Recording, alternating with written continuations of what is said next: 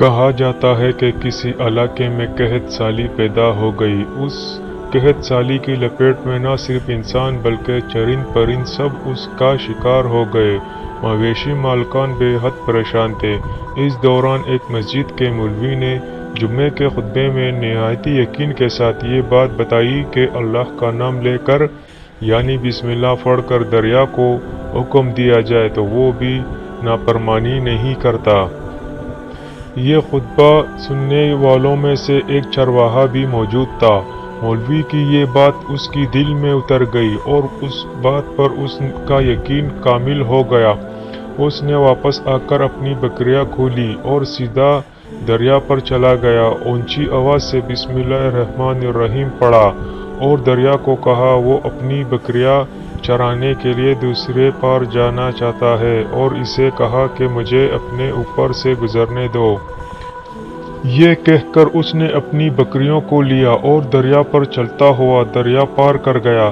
دریا کے دوسرے طرف کا علاقہ گھاس سے بھرا پڑا ہوا تھا۔ درختوں کے پتے بھی سلامت تھے کیونکہ کسی کو یہاں تک آنے کی رسائی نہیں تھی۔ اس نے خوب اچھی طرح اپنی بکریوں کو سیر کرایا اور واپس لوٹ آیا۔ یہ اس کا معمول بن گئے۔ وہ بکریاں پار چھوڑ کر واپس آ جاتا اور شام کو جا کر بکریاں واپس لے آتا۔ اس کی بکریوں کا وزن دگنا چگنا ہوتا گیا۔ لوگ چونک گئے اور اس سے پوچھا کہ وہ اپنی بکریوں کو کیا کھلاتا ہے۔ وہ سیدھا سادہ صاف دل نوجوان تھا۔ اس نے صاف صاف بتا دی کہ جناب میں تو بسم اللہ الرحمن الرحیم پڑھ کر دریا پر پار اپنی بکریاں دوسری طرف چروانے لے جاتا ہوں۔ یہ بات سب نے سنی مگر کسی نے اس چرواہے کی بات پر یقین نہیں کیا کیونکہ یہ ناقابل یقین بات تھی۔ مگر بات تو ہوتے ہوتے مولوی صاحب کے پاس پہنچ گئی۔ مولوی صاحب نے اس چرواہے کو بلایا اور سارا ماجرا پوچھا۔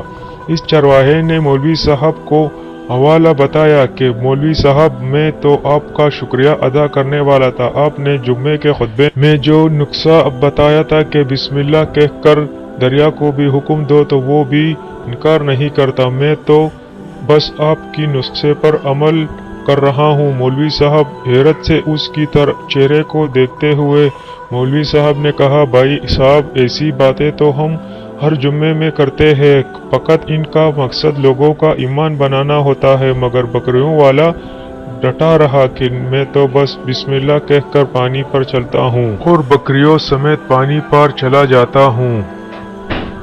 آخر کار مولوی صاحب نے صبح خود یہ تجربہ کرنے کی ٹانی جسے دیکھنے چرواہے سمیت پورا علاقہ بھی آ گیا۔ مجمع زیادہ تھا۔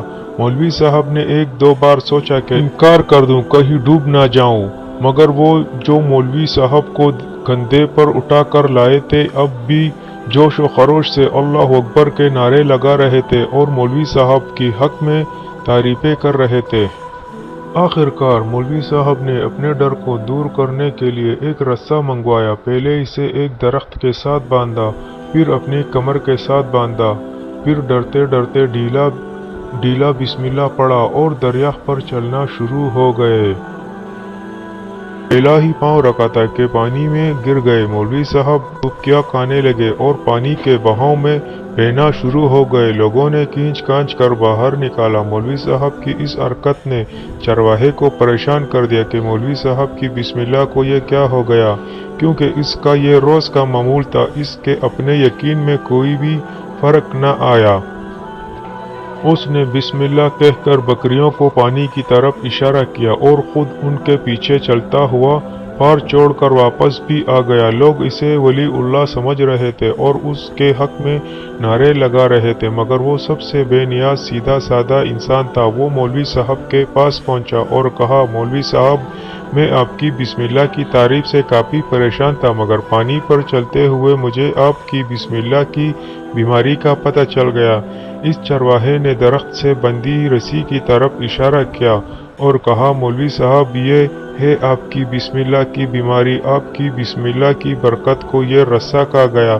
آپ کو اللہ اور بسم اللہ سے زیادہ اس رسے پر بھروسہ تھا لہٰذا اللہ نے بھی آپ کو رسے کے حوالے کر دیا۔ پھر کہنے لگا مولوی صاحب آپ بھی کمال کرتے ہو۔ میں نے آپ کی منہ سے سنا اور یقین کر لیا، اور میرے اللہ نے میرے یقین کی لاج رکھ لی، مگر آپ نے اللہ کا کلام سنا مگر یقین نہیں کیا، لہٰذا آپ کو اللہ نے رسوا کر دیا۔ محترم عزیز دوستو، یہی کچھ ہمارا حال ہے۔ ہمارے نمازوں اور دعاؤں کا حال بھی یقین سے خالی ہے۔